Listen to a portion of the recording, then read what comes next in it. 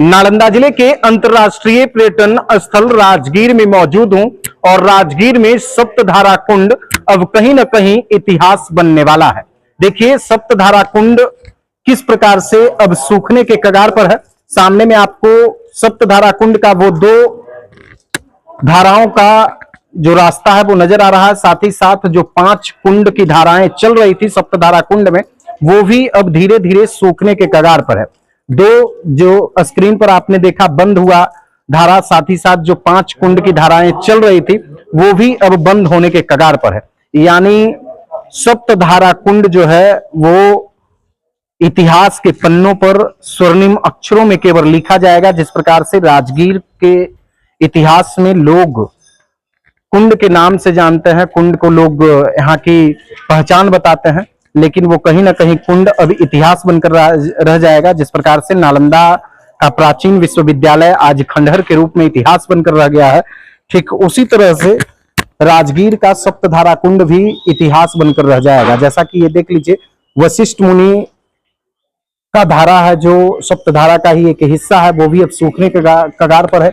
एक वहां पे सूख भी गया है। साथ ही साथ जो अंतिम वाला जमदग्नि मुनि का कुंड है वो भी सूखने के कगार पर है। यानी कहीं ना कहीं राजगीर का जो इतिहास है कुंड का, वो इतिहास के पन्नों पर सिमट कर रह जाएगा।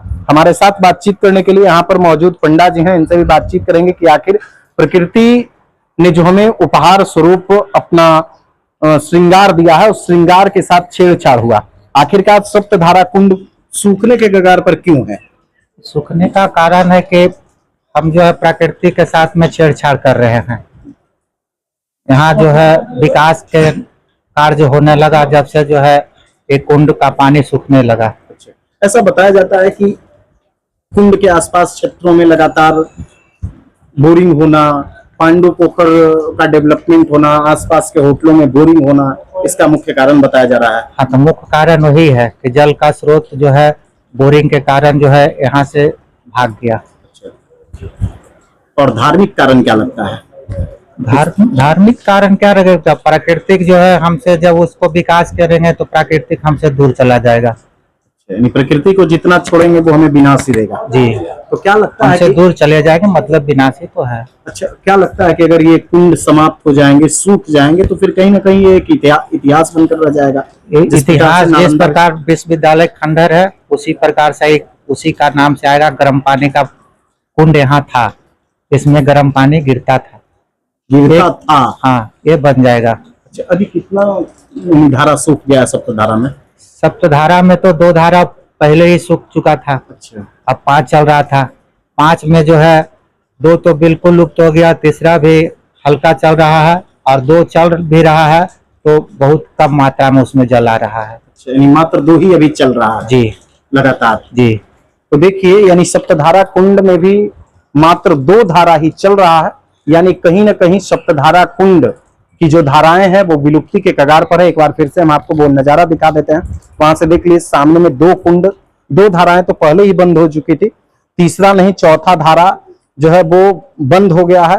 5वां धारा चल रहा है, 6ठा धारा भी बंद हो गया है और 7वां धारा यहाँ चल रहा है अभी फिलहाल। तो यानी राजगीर में जो कुंड है, जिसके नाम से राजगीर को लोग जानते हैं, गर्म जलधारा कुंड के नाम से जानते हैं, वो कहीं ना कहीं राजगीर के लिए इतिहास बनकर रह जाएगा। जिस प्रकार से नालंदा में प्राचीन नालंदा विश्वविद्यालय खंडहर के रूप में इतिहास बनकर रह गया, ठीक उसी प्रकार से राजगीर का सप्तधारा कुंड भी इतिहास बनकर रह जाएगा। क्योंकि हम मानव जिस प्रकार से प्रकृति के साथ छेड़छाड़ कर रहे हैं, प्रकृति के द्वारा जो हमें सामग्री और तत्व उपलब्ध कराया गया है, उन तत्वों से हम छेड़छाड़ कर रहे हैं, तो निश्चित तौर पर प्रकृति हमें नुकसान ही देगी। और उसी का नतीजा राजगीर का सप्तधारा कुंड है और इसके अलावा और कई भी कुंड जो पूर्ण रूपेण सूख गए हैं, पूर्ण रूपेण विलुप्त हो गए हैं।